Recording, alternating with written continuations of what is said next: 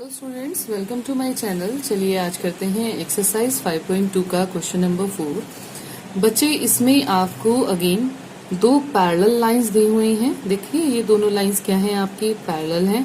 Parallel का meaning क्या होता है, आपकी कोई भी ऐसी दो लाइंस जिन्हें चाहे जितना मर्जी बढ़ा दिया जाए वो कभी एक दूसरे को आपस में नहीं काटेंगे। तो जितना मर्जी बढ़ाओ, ठीक है ना, तो ये पैरेलल हैं।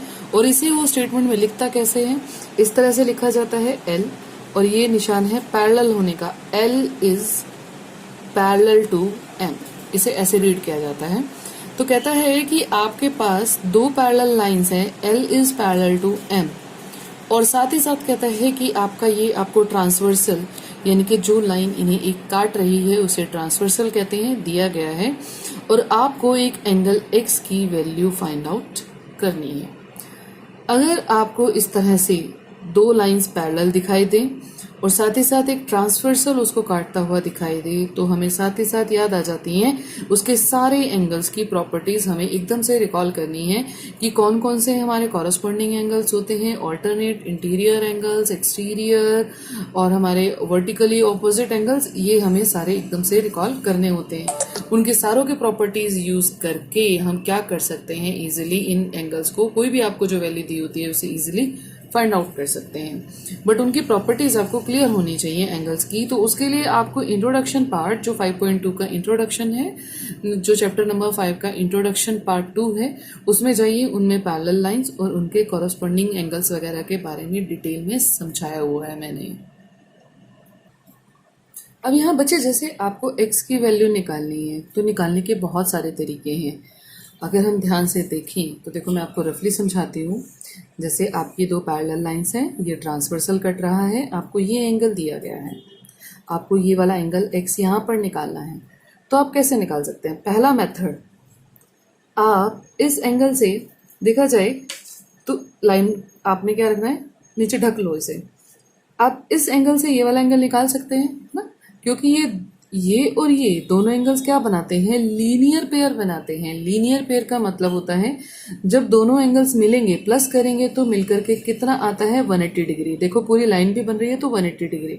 तो इन दोनों एंगल्स को प्लस करके आपका 180 डिग्री आएगा। मान लो ये जो भी एंगल है, मान लिया y, तो आपका 180 आएगा। तो यहाँ से आप y की वैल्यू निकाल सकते हैं माइनस करके। पीछे कितनी आ जाएगी, 180 में से 110 माइनस करेंगे तो 70 डिग्री।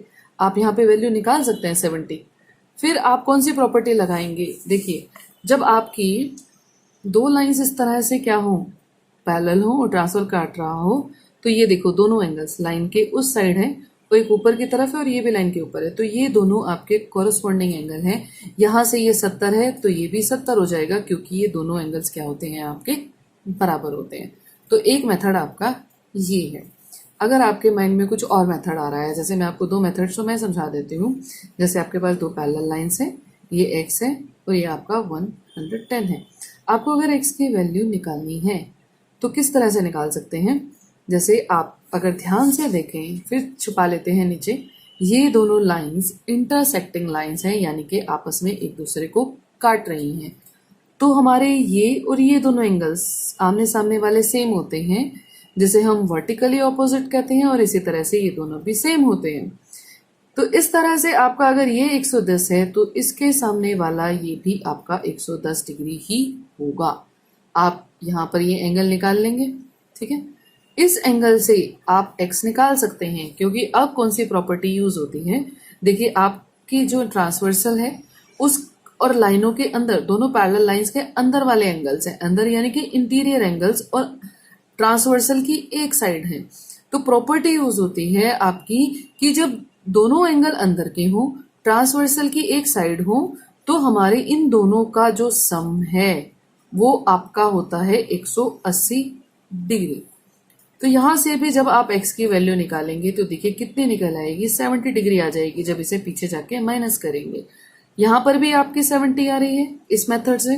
अगर आप यहाँ पर कॉरस्पॉन्डिंग एंगल थे, यहाँ पर भी 70 आ रही है। तो आप दोनों में से कोई भी मेथड यूज कर सकते हो सकता है आपको और कोई मेथड आ जाए जो आपको प्रॉपर्टीज मालूम है, तो वो सभी करेक्ट है, पर आपको करेक्ट तरीके से किया गया हो। तो हम यहाँ से कोई भी एक मेथड यूज कर सकते हैं। मान लीजिए मैंने आपके लिए ये मेथड यूज करती हूँ मैं, ठीक है। तो ऐसे लैंग्वेज में कैसे लिखना है आप वो देख लीजिए। कि जैसे आपका ये एंगल एक्स है तो आपको पहले ये एंगल निकाल के लेके आना है। मान लेते हैं इसे सपोज वाई, कोई भी एंगल, क्योंकि इसकी वैल्यू नहीं मालूम, जिसकी वैल्यू नहीं मालूम तो मैंने उसे वाई मान लिया। अब अगर इस पार्ट को छुपा दिया जाए, इस पार्ट को हमने अगर छुपा के देखा तो ये क्या बन चुका है, ये आपका लीनियर पेयर बन जाएगा। इसका मतलब क्या हो जाएगा, 110 degree plus y equals to कितना हो गया हमारा 180 डिग्री। कारण आपने जरूर देना है कि ये है लीनियर पेयर।